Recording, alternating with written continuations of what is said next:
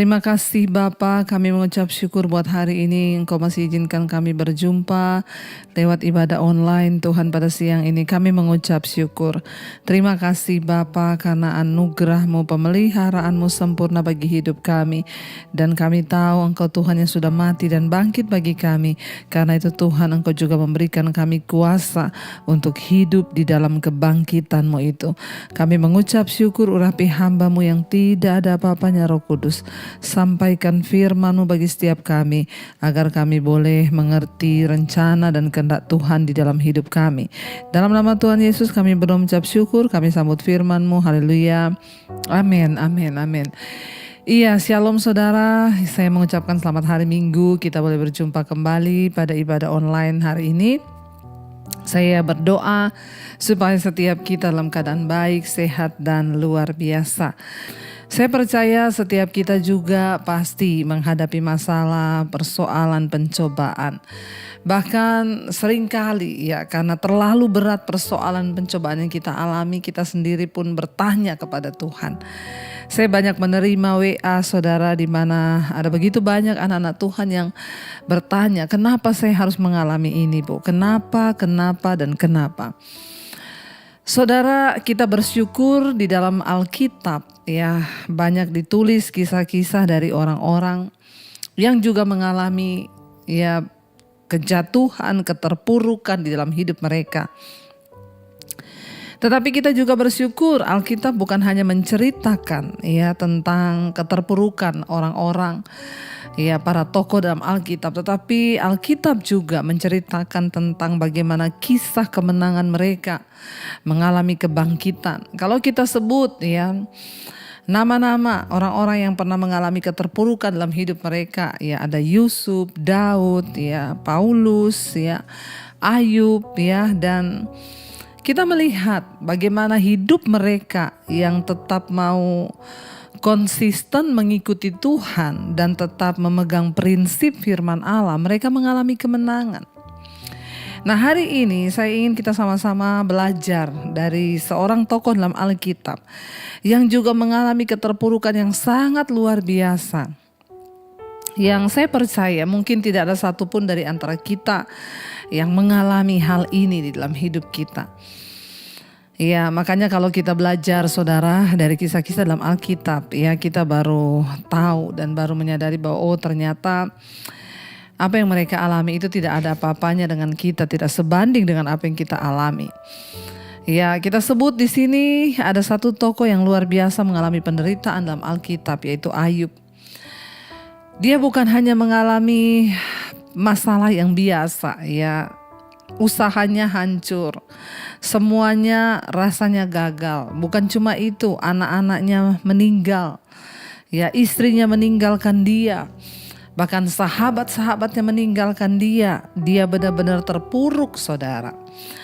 Bahkan hal yang sangat dan paling membuat ya dia rasanya tidak mampu lagi untuk berdiri adalah perasaan bahwa Tuhan juga meninggalkan dia.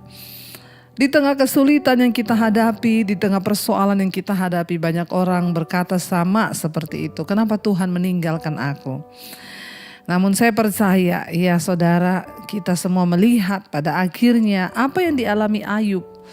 Ketika dia tetap memegang firman Tuhan, dia melihat kemenangan. Bahkan Tuhan menggantikan semua yang hilang itu, dikembalikan oleh Tuhan berlipat kali ganda. Saya ingin kita baca sama-sama dari Ayub pasal 23 saudara. Ayub pasal 23, mulai ayat yang pertama, firman Tuhan berkata begini. Tetapi Ayub menjawab, ayat 2, sekarang ini keluh kesahku menjadi pemberontakan. Ya, tangannya menekan aku sehingga aku mengaduh. Ya, saudara, Ayub berkata, sekarang ini keluh kesahku menjadi pemberontakan karena tangan Tuhan rasanya menekan Ayub sehingga ia mengaduh. Dari yang tadinya keluh kesah, saya percaya setiap orang itu ketika menghadapi masalah, persoalan, pasti yang terjadi keluar itu sungut-sungut, keluh kesah. Ya keluh kesah itu, aduh kenapa ya hidup saya ini begini-begini terus. Aduh kenapa ya kok saya mengalami nasib begini. Itu orang berkeluh kesah. Kenapa ya Tuhan tuh membuat kayak begini hidupku. Kenapa ya nasibku begini. Kenapa ya, aduh padahal aku ini gini. Itu orang berkeluh kesah. Karena begitu beratnya tekanan yang Ayub alami, dia berkeluh kesah saudara. Dan adalah sesuatu yang wajar apabila ketika kita menghadapi masalah, kita berkeluh kesah. Saya pun sebagai manusia, walaupun saya hamba Tuhan, saya pernah berkeluh kesah saudara. Ya Tuhan, sampai kapan ya aku terus dicobai seperti ini. Itu pernah terlontar dari mulut saya. Karena saya sudah merasa aduh berat sekali dan rasanya tidak pernah selesai proses itu. Saya pernah berkeluh kesah kepada Tuhan. Kenapa Tuhan? Saya ini salah apa? Ya saya rasa saya tidak melakukan dosa yang begitu besar sampai kok rasanya tidak pernah selesai proses Tuhan. Ya baru selesai ini masuk lagi ke proses berikutnya, ke berikutnya. Rasanya mengikut Tuhan itu gak enak. Saya pernah berkeluh kesah, wajar sebagai manusia. Tetapi Ayub berkata, saking beratnya tekanan yang dia alami, keluh kesahnya itu berubah menjadi pemberontakan. Ini yang luar biasa saudara. Hati-hati ketika kita mengalami pergumulan, ketika kita mengalami ya tekanan, persoalan, masalah dalam hidup. Berkeluh kesah itu biasa ya, sebab kita ini manusia. Tetapi kalau keluh kesah kita menjadi pemberontakan di hadapan Tuhan, ini yang berbahaya. Ya sehingga banyak orang berkata dia sudah berkeluh kesah, rasanya tidak ada jawaban, dia berkeluh kesah, dia tidak menemukan ya jalan keluar dari masalahnya, sehingga itu menjadi pemberontakan yang berkata sudahlah gak usah Tuhan-Tuhanan. Ya rasanya Tuhan tuh gak adil kepada saya, ini sudah menjadi pemberontakan saudara. Mungkin hari ini ada di antara saudara yang juga mungkin sudah mengalami yang tadinya keluh kesah itu berubah menjadi pemberontakan di hadapan Tuhan. Ayub pernah mengalami itu. Keluh kesahnya, ya unek-uneknya berubah menjadi pemberontakan. Mari kita berusaha saudara untuk menguasai diri kita di dalam segala persoalan, tantangan apapun yang kita alami. Kita boleh berkeluh kesah, tetapi jangan sampai kita memberontak di hadapan Tuhan. Karena jalan pikiran kita itu tidak sama dengan jalan pikiran Tuhan. Seperti tingginya langit dari bumi, begitu tingginya rancangan kita dari rancangan Tuhan. Jalan kita dari jalan Tuhan. Ayub berkata, aku berkeluh kesah dan sekarang ini keluh kesahku itu menjadi pemberontakan. Kenapa? Karena tangan Tuhan menekan aku. Sehingga aku mengadu. Saudara, kita bisa membayangkan apa yang Ayub rasakan. Dia merasa tangan Tuhan menekan dia. Bagaimana tidak? Usahanya hancur, kekayaannya habis, semuanya terbakar, anaknya mati, istrinya meninggalkan dia, teman-temannya meninggalkan dia. Ya, kita bisa merasakan dari orang yang kaya raya, memiliki ternak, memiliki segala sesuatu. Lalu semua diambil dan tinggal dia seorang diri. Bahkan yang tadinya dia beranggapan Tuhan masih menyertai dia, tiba-tiba dia merasa bahwa Tuhan juga sudah meninggalkan dia. Ayat yang ketiga dia berkata, semoga aku tahu mendapatkan dia. Ayub bilang ya, semoga aku tahu mendapatkan dia dan boleh datang ke tempat ia bersemayam. Bahkan di tengah pemberontakannya, dia merasa sangat sulit untuk menemui Tuhan. Dia merasa bahwa rasanya tidak mungkin untuk dia bertemu Tuhan. Dia bahkan berkata, semoga aku tahu bagaimana cara mendapatkan Tuhan, bagaimana cara menemui Tuhan, bagaimana aku boleh datang ke tempat ia bersemayam. Kita semua tahu saudara bahwa Tuhan itu hanya sejauh doa. Bahwa Tuhan itu ada, bahkan dia ada di sekeliling kita, dia ada dalam hidup kita. Tapi ketika masalah berat datang menghimpit, tekanan hidup datang menerpa, seringkali bahkan kita, saudara dan saya yang sudah berkata anak Tuhan, seringkali kita pun akan merasa Tuhan tuh jauh. Bagaimana cara aku menemukan Tuhan? Bagaimana cara aku datang ke tempat yang maha kudus? Padahal kita tahu Tuhan itu hanya sejauh doa. Ketika Ayub memberontak kepada Allah, ketika Ayub memberontak kepada Tuhan karena masalah yang begitu berat yang dia alami, ya inilah perasaan yang paling bisa membunuh iman kita. Akhirnya Ayub kehilangan Tuhan, dia merasa Tuhan meninggalkannya. Bahkan dia ada di dalam posisi yang bermusuhan dengan Allah. Sehingga dia bingung mau cari Tuhan kemana. Dia bingung bagaimana datang ke tempat hadirat Tuhan bersemayam. Dia bilang, semoga aku tahu bagaimana mendapatkan dia. Kalau hari ini mungkin saudara juga sedang berkata demikian. Engkau berkata, saya udah gak tahu Bu. Banyak orang datang kepada saya berkata, saya gak tahu Bu apakah Tuhan itu masih ada atau tidak. Apakah dia masih mendengar doaku atau tidak. Apakah dia masih melihat aku atau tidak. Bahkan hari-hari ini saya bingung bagaimana caranya mencari Tuhan. Saudara dengar baik, Yesus berkata, barang siapa mengetok baginya pintu dibukakan. Siapa yang mencari, dia yang akan mendapat. Cari Tuhan. Ya, carilah hadiratnya. Ya, periksa hatimu. Mungkin kita sedang memberontak terhadap Tuhan karena begitu berat tekanan hidup yang kita alami. Ayub berkata, semoga aku tahu bagaimana mendapatkan Tuhan. Di mana dia bersemayam, kata Ayub. Ayat yang keempat, maka dia berkata, ya maka akan kupaparkan perkaraku di hadapannya dan kupenuhi mulutku dengan kata-kata pembelaan. Ya, Ayub bilang kalau aku menemukan Tuhan, aku akan memaparkan semua masalahku. Apakah Tuhan tidak tahu masalah yang kita alami? Tuhan tahu. Bahkan kita tidak perlu memaparkan semuanya. Tuhan tahu, saudara. Tidak perlu ada alasan yang kita buat kepada Tuhan. Ya, kita nggak perlu ngomong apapun, Tuhan tahu. Tetapi hari ini, ya, persoalannya, saudara, bagaimana kita memandang pencobaan, persoalan, tantangan yang sedang kita hadapi. Ayub bilang, kalau aku ketemu Tuhan, aku akan memaparkan semua. Akan aku ceritakan semua. Dan aku mau membela ya diri di hadapan Tuhan. Aku akan menyatakan pembelaanku karena dia merasa tidak adil apa yang dia alami. Ayat yang kelima, maka aku akan mengetahui jawaban-jawaban yang diberikannya kepadaku dan aku akan mengerti apa yang difirmankannya kepadaku. Ayub bilang kalau dia ketemu Tuhan, kalau dia bisa masuk ke tempat Tuhan bersemayam, maka dia akan menyatakan semua perkaranya, dia akan membela dirinya karena dia merasa tidak adil apa yang dia alami. Dia bilang kalau dia ketemu Tuhan, dia akan menyatakan semua-muanya, maka aku akan mengetahui jawaban apa yang akan Tuhan beri. Jadi seolah-olah Ayub ini menggurui Tuhan, saudara. Dia merasa ya maka Tuhan mungkin ya jawaban apa ya yang akan Tuhan beri kepadaku, dia bilang ya, dan apa yang akan diberikannya kepadaku jawabannya, dan aku ya akan mengerti apa yang difirmankannya kepadaku. Ayub mencoba memikirkan dengan akal budinya, dia mencoba merenungkan dengan cara berpikirnya.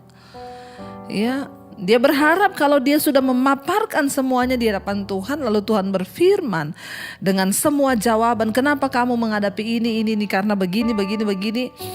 Ya, dia baru bilang ya aku akan mengerti kenapa semua ini terjadi. Ayat yang ke-6 di sana dikatakan, sudikah ia mengadakan perkara dengan aku dalam kemahakuasaannya? Tidakkah ia akan menaruh perhatian kepadaku? Ya, Ayub berkata, apakah Tuhan masih sudi ya ketemu dengan dia, mengadakan perkara dengan dia? Ya, apakah dalam kemahakuasaannya itu Tuhan masih sudi, masih rela? Ya, bahkan Ayub sendiri tidak yakin akan imannya kepada Tuhan. Apakah Tuhan masih mau menemui dia dan menjawab semua pertanyaan, semua keluh kesah yang dia berikan itu. Apakah Tuhan masih sudi karena dia Allah yang begitu maha kuasa. Ya, Ayub berkata, tidak, ia akan menaruh perhatian kepadaku. Tetapi Ayub menjawab, ya, tentu Tuhan akan sudi dan ia akan menaruh perhatian kepadaku. Ayat yang ketujuh, Ayub berkata sana, orang jujurlah yang akan membela diri di hadapannya, dan aku akan bebas dari hakimku untuk selama-lamanya. Ayub masih berpikir bahwa dia tuh jujur, dia tuh benar di hadapan Allah, sehingga ada satu alasan untuk dia dapat membela diri di hadapan Tuhan, membantah Tuhan dengan semua yang sudah terjadi. Ayub berharap ya kejujurannya yang dia pegang selama ini itu menjadi modal untuk dia bisa bertanya jawab dengan Tuhan. Dia menyanggah Tuhan kalau Tuhan nanti benar-benar menemuinya, dia bilang hanya orang jujur. Ya, makanya kalau kita lihat di sana judul perikopnya adalah Ayub ingin membela diri di hadapan Allah karena dia berpikir dia jujur. Dalam segala hal yang dia lakukan tuh dia benar, ya. Dan dia berkata orang jujurlah yang akan membela dirinya di hadapan Allah, dan aku akan bebas dari hakimku untuk selamanya. Dia berpikir kalau dia datang membela diri di hadapan Tuhan, maka Tuhan akan ngerti, oh iya Ayub ini benar, dia itu jujur. Kenapa ya saya memberi dia masalah yang begitu berat, lalu akhirnya Tuhan akan membebaskan dia, lalu dia akan bisa ya bebas dari semua masalah dan penghukumannya dari Allah Sang Maha Hakim itu. Ayat yang ke-8 saudari katakan di sana, sesungguhnya kalau aku berjalan ke timur ia tidak di sana, atau ke barat tidak kudapati dia. Di utara ku cari dia, ia tidak nampak. Aku berpaling ke selatan, aku tidak melihat dia. Namun apa yang Ayub temui saudara, ketika dia begitu banyak unek-unek yang akan dia sampaikan, pembelaan dirinya yang akan dia sampaikan kepada Tuhan, dia berusaha mencari Tuhan. Ya, tetapi dia berkata saudara, sesungguhnya dia berjalan ke timur mencari Tuhan, ternyata di sana Tuhan tidak ada. Lalu aku ke barat, tidak kudapati juga Tuhan di sana, dia bilang. Ya, di utara ku cari dia, ia tidak nampak. Lalu aku berpaling ke selatan, aku tidak melihat dia. Di tengah pergumulan yang berat seringkali saudara, Tuhan izinkan kita ada di masa-masa kelam, di mana kita merasa lagi tidak menemukan Tuhan. Ayub sudah menyiapkan semua pembelaan dirinya di hadapan Allah, semua perbantahannya nanti dengan Tuhan, tetapi dia bilang semuanya sia-sia karena dia tidak bisa menemukan Tuhan. Dia cari ke timur tidak ada, dia melangkah ke barat Tuhan gak ada, dia berpaling ke selatan Tuhan tidak ada, ya dia ke utara pun tidak aku temukan dia di sana. Mungkin hari ini kita juga sedang ada dalam persoalan masalah yang sama. Rasanya kita tidak menemukan Tuhan lagi. Kita sudah mencari dia. Ada banyak orang-orang yang datang berkata kepada saya, Bu, saking beratnya tekanan yang saya alami, sekarang ini saya sudah gak bisa doa. Rasanya Tuhan itu jauh. Saya berusaha untuk baca Alkitab, tapi saya gak bisa menemukan Tuhan. Saya berdoa, Bu, biasanya saya bisa nangis mengingat kasih Tuhan. Kali ini sudah tidak ada. Saya kekering, saya mengalami kekeringan rohani. Di tengah pergumulan yang hebat, Ayub berkata, dia mengalami kekeringan rohani. Kenapa? Karena dia tidak menemukan Tuhan. Dia sudah menyiapkan semua pembelaan dirinya di hadapan Allah. Tapi ketika dia mencari, ternyata dia tidak menemukan Tuhan. Aku cari timur gak ada, ke barat gak ada, ke selatan tidak ada, ke utara pun dia tidak menemukan Tuhan. Kita melihat saudara, ya saya tidak mengerti apa yang sedang engkau alami hari ini. Namun saya juga pernah berada di satu situasi yang sama. Di mana saya merasa Tuhan meninggalkan. Di mana saya merasa Tuhan rasanya jauh. Dan memang saudara, kita akan melewati fase-fase ini selama kita hidup di dunia. Tetapi di sana dikatakan saudara, kalau kita lihat ayat yang ke-10. Satu hal yang Ayub masih pegang dan dia tanamkan di hatinya. Dia berkata begini saudara, karena ia tahu jalan hidupku, seandainya ia menguji aku akan timbul seperti emas.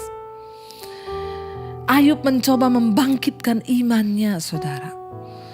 Saat dia mencari Tuhan dia tidak menemukan. Saat dia berusaha untuk membela diri tetapi sia-sia.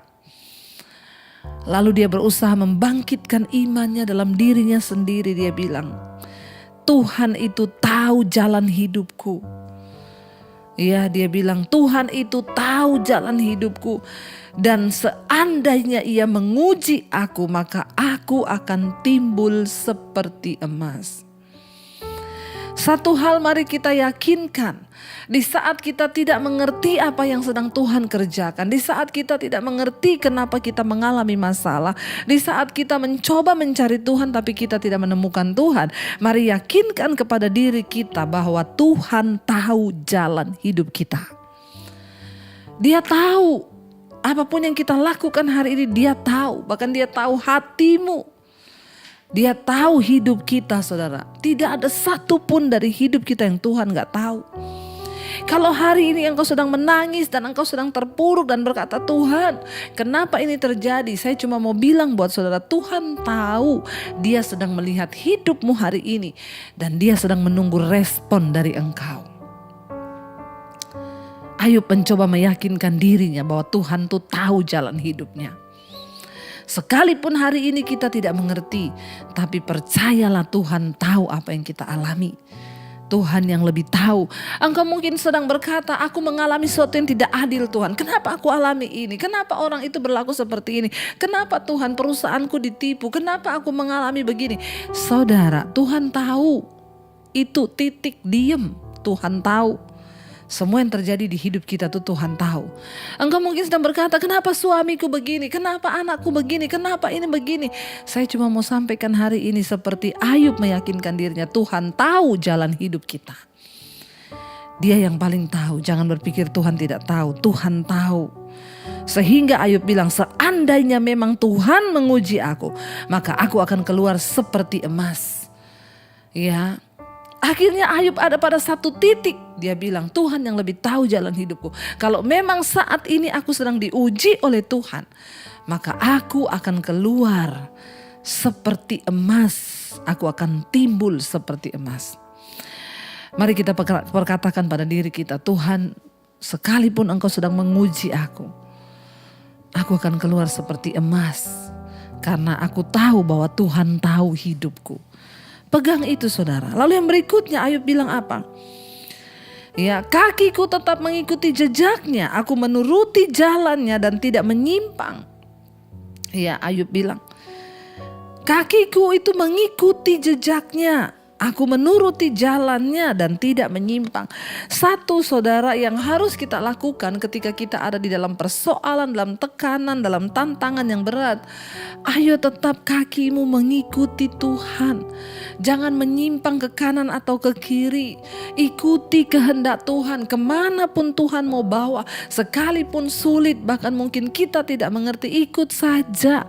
Jangan seperti bangsa Israel memberontak, bersungut-sungut, marah sehingga terputar-putar dalam persoalan yang sama. Kenapa kita seringkali lama berputar-putar dalam masalah itu, tidak keluar-keluar dari padang gurun? Karena banyak sungut-sungut kita ini sok tahu, padahal kita lupa Tuhan itu maha tahu. Ayub berkata, aku tidak menyimpang. Aku menuruti jalannya. Udah nurut aja saudara. Kalau kita sedang diproses, nurut aja. Ikut aja jalannya Tuhan. Gak usah protes ya. Ayub bilang, kakiku tetap mengikuti jejaknya dan tidak menyimpang. Bahkan 12 dia bilang, perintah dari bibirnya tidak kulanggar, dalam sanubariku kusimpan ucapan mulutnya. Di tengah ketidakmengertianmu, mari tetap pegang firman Tuhan. Perintah dari mulut Tuhan itu tidak kulanggar, kata Ayub. Tuhan sedang melihat respon kita.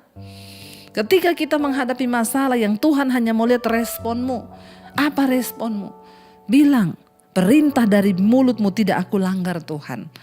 Ya, dan firmanmu itu tetap aku simpan. Ya, dia bilang, ucapan mulutnya itu kusimpan di dalam sanubariku. Pegang firman Tuhan. Pegang ucapan janji Tuhan, simpan dalam hatimu saudara. Ayat 13, tetapi ia tidak pernah berubah. Siapa dapat menghalangi dia? Apa yang dikehendakinya dilaksanakannya juga. Ingat, Tuhan itu berdaulat penuh atas hidup kita. Apapun yang kita tidak mengerti, nggak usah mau mengajari Tuhan. Siapa yang bisa mengajari Tuhan? Ya, di sini dikatakan Ayub akhirnya berkata, ya, dia Tuhan yang maha tahu. Ya, dia tuh maha segala-galanya, dia bilang di sana. Ya, apa yang dia mau akan dilakukannya juga, karena dia tidak pernah berubah. Siapa yang bisa menghalangi Tuhan? Kalau Tuhan mengizinkan kita sedang diuji, ya siapa yang bisa menghalangi dia? Apa yang dikehendakinya dilaksanakannya juga. Walaupun secara daging kita gak bisa terima. Ada banyak hal yang tidak bisa kita mengerti. Tapi percayalah Tuhan itu tidak pernah salah dan dia tidak jahat. Ayat 14, karena ia akan menyelesaikan apa yang ditetapkan atasku. Dan banyak lagi hal yang serupa itu dimaksudkannya. Itulah sebabnya hatiku gemetar menghadapi dia. Kalau semuanya itu kubayangkan, maka aku ketakutan terhadap dia. Saudara yang terkasih, ya mari milikilah tetap rasa takut akan Tuhan itu. Ya, supaya kita tahu bahwa Tuhan maha tahu. Ya, tetaplah pegang firman-Nya, berjalanlah dalam rencananya dan jangan menyimpang. Pegang ucapan mulutnya, taruh dalam sanubari kita dan ingat dia Tuhan yang Maha Kuasa. Dia sanggup melakukan segala sesuatunya. Kita tahu bagaimana akhir dari cerita kisah hidup Ayub. Tuhan pulihkan bahkan 2 kali lipat dari apa yang pernah hilang diambil daripadanya. Satu saat engkau juga akan melihat pemulihan yang dari Tuhan. Bukan hanya Ayub yang sudah mengalami itu. Bukan hanya Daud yang sudah mengalami itu. Bukan cuma Yusuf yang sudah mengalami itu. Saya mau bersaksi kepada saudara saya, orang yang menyampaikan firman ini kepada saudara hari ini, saya mau bilang, saya pun sudah mengalami janji pemulihan itu. Tidak untuk selamanya orang benar dibiarkan menderita. Kita diuji hanya sementara dan Tuhan melihat respon kita. Karena itu saudara, hari ini kita juga akan ada perjamuan kudus. Ya, ini adalah satu sakramen yang kudus dan sakral, di mana mengingatkan kita kembali bahwa Yesus sudah mati bagi kita, darahnya tercurah, tubuhnya tercabik untuk memberikan harapan akan janji tentang pemulihan itu. Mari kita siapkan perjamuan. Kita akan mengikuti perjamuan kudus, salah satu sakramen. Kita siapkan hati dan hidup kita, saudara. Kalau hari ini saudara ada roti atau biskuit atau anggur atau teh, apa saja yang bisa saudara ya ambil, ya yang terpenting adalah kita menaruh iman bahwa itu adalah tubuh dan darah Yesus. Sebelum kita perjamuan, mari kita akan mengoreksi hati dan hidup kita, pikiran kita. Kalau ada dosa, ada pelanggaran, kita mohon pengampunan kepada Tuhan. Itulah cara kita menghormati tubuh dan darahnya. Datang pada Tuhan hari ini, saudara. Kalau engkau masih menyimpan kepahitan di hatimu, katakan, Tuhan, aku mau mengampuni, aku mau melupakan, aku mau hidupku dikuduskan. Kalau ada pikiran yang tidak berkenan, biar engkau bilang, Tuhan, aku mau pikirkan yang baik, yang suci, yang kudus. Kalau ada dosa yang mengikat hidupmu, katakan pada Tuhan, aku mau dilepaskan. Mari kita datang di hadapan Tuhan, saudara, menghormati karya terbesar yang sudah Tuhan berikan buat setiap kita, yaitu kematiannya, penebusannya. Terima kasih Tuhan, ajar kami mengerti Engkau lebih tahu yang terbaik bagi hidup kami. Karena itu kami mengalami kuasa kebangkitan-Mu. Kami bangkit hari ini dari keterpurukan dan kami memilih untuk percaya bahwa Tuhan tahu jalan hidup kami. Kami tidak akan bersungut lagi, apalagi memberontak terhadap Tuhan. Terima kasih Bapa. Berkati semua anak-anak-Mu yang setia beribadah di Sunday online hari ini Tuhan. Berkati hidup mereka, berkati rumah tangga, berkati dalam pergumulan-pergumulan mereka. Mereka keluar sebagai pemenang sebab Tuhan menyertai. Terima kasih buat setiap anugerah yang terbaik yang Tuhan berikan buat hidup kami. Terus Engkau menyertai kami Bapa dengan anugerah perkenanan-Mu. Yang sakit Engkau sembuhkan, yang beban berat Engkau berikan kelegaan. Mari buka hati dan tanganmu saudara. Terimalah berkat dari Allah Bapa. Cinta kasih Tuhan Yesus Kristus, penyertaan dari Allah Roh Kudus menyertai hidupmu mulai hari ini bahkan sampai kali yang kedua.